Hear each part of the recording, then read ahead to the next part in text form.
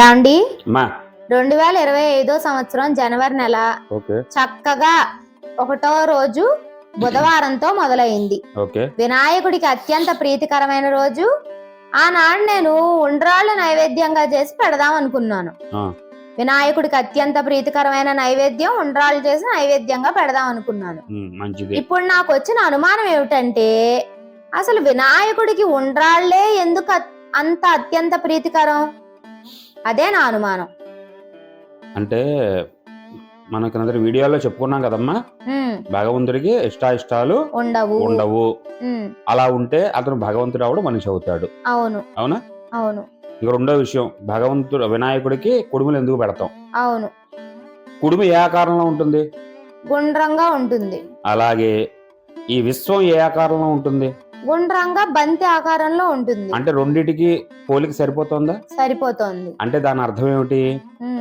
ఈ చరాచర జగత్తు మొత్తం, అంటే ఈ విశ్వం మొత్తం కూడా నేను సర్వవ్యాపకుడినై సంరక్షిస్తున్నాను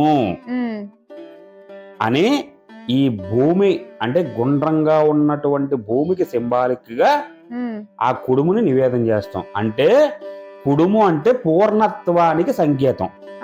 అందులో సగం సగం మొక్కలు ఏమైనా ఉంటాయా? ఏముండవు. అంతా కూడా గుండ్రంగా పూర్ణంగా ఉంటుంది. అంటే మొత్తం అంతా కూడా భూమి మొత్తం కూడా తాను సర్వవ్యాపకుడై నిండి ఉన్నాడు, పూర్ణత్వాన్ని పొంది ఉన్నాడు అని ఒక సింబాలిక్ గా ఆ యొక్క ఉండ్రాన్ని మనం భగవంతుడికి నివేదన చేస్తాం. ఇక రెండో విషయం, భగవంతుడికి ఎప్పుడు కూడా రెండు రకాలుగా ఆలోచించాలమ్మా. ఒకటి ఆధ్యాత్మికం, రెండు భౌతికం. ఆధ్యాత్మికం మనం చెప్పుకున్నాం కదా, విశ్వం ఏ ఆకారంలో ఉంటుందో సర్వవ్యాపకుడై ఉన్నాడు కాబట్టి ఈ విశ్వం ఏ ఆకారంలో ఉందో ఆ ఆకారంలో కుడుముని నివేదన చేస్తారు. అవును కదా, చెప్పుకున్నాం కదా. అలాగే రెండు భౌతికం, అంటే ఇది మనకి సంబంధించింది. అంటే శ్రావణ భాద్రపదాలు ఏ ఋతువు? వర్ష ఋతువు. వర్షాలు అధికంగా పడ్డప్పుడు మానవుడి యొక్క శరీరంలో మొట్టమొదటిగా తేడా వచ్చేది ఏంటయ్యా అంటే జీర్ణ వ్యవస్థ. అవును.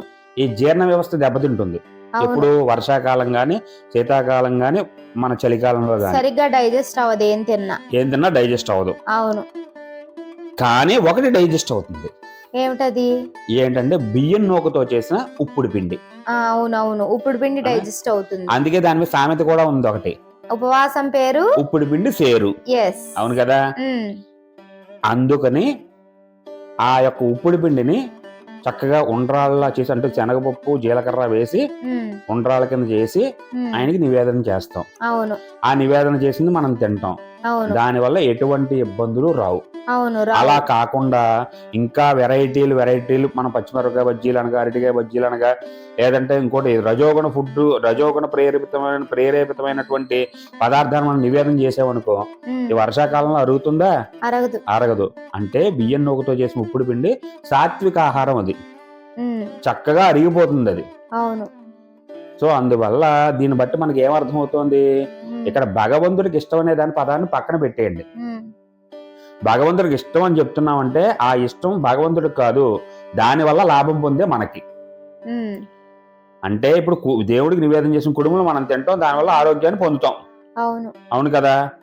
అందుకనే భగవంతుడికి వాతావరణంలో వచ్చేటటువంటి మార్పులను తట్టుకుని ఉండటం కోసం ఏ మానవుడైనా ఆయా కాలాల్లో ఆ దేవుడికి ఆయా నివేదనలు పెట్టబడ్డాయి.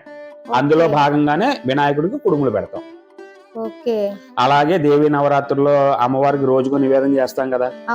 నిమ్మకాయ పులిహారని, చింతపండు పులిహారని, బెల్లం వేసిన చక్కెర పొంగలని, ఆ తర్వాత మన మిరియాలు వేసిన కట్టు పొంగలని, ఇలా రకరకాల నైవేద్యాలు పెడతాం. ఇది కూడా ఆశ్వేత మాసంలో వచ్చేటటువంటి వాతావరణంలో వచ్చిన మార్పుల్ని మానవుడు తట్టుకొని నిలబడడం కోసం, ఎటువంటి అనారోగ్యం పొందకుండా ఉండటం కోసం ఈ నివేదనలు పెట్టబడ్డాయి. అంతే తప్ప భగవంతుడికి ఇష్టమని కాదమ్మా, మనం గమనించాలి. అది చాలా బాగా చెప్పారండి. ధన్యవాదాలు. Thank you so much.